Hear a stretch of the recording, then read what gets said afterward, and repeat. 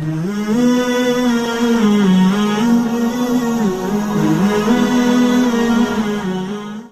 আলাইকুম রহমতুল্লাহ। ফজলি.com-এর সবাইকে স্বাগতম। আমরা আজকে দেখব কোন ডাল সায়ন করার জন্য উপযুক্ত। তো এরকম একটা সবুজ আকার এরকম ডাল বেছে নিব, যেগুলোতে পর্যাপ্ত পরিমাণ কুড়ি থাকবে এবং কুড়িগুলো অবশ্যই সতেজ এবং সুন্দর হতে হবে, কোনো মরা কুড়ি যেন না থাকে। এরকম একটি ডালই আমাদের সায়ন করার জন্য উপযুক্ত, জোড়া কলম করার জন্য উপযুক্ত, যেগুলোকে বলা হয় সায়ন। তো এরকম যদি হালকা এরকম বড় বড় হয়ে থাকে সেটাও হতে পারে, সেটাও সুন্দর হবে।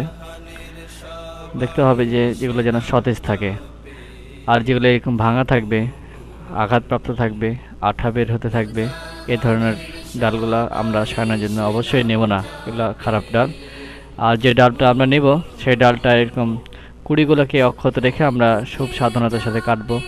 এটা যেন 8-10 ইঞ্চি মতো হয়, এরকম একটা রাখবো। যদি আমরা কোনো কারণে আমাদের পরের দিন বা 2 দিন পরে আমরা সায়ন করতে চাই, তাহলে সেই সায়ন ডালগুলো আমরা পানিতে এরকম ডুবাই রাখবো, অথবা এরকম প্লাস্টিকে পুরে আমরা রাখবো।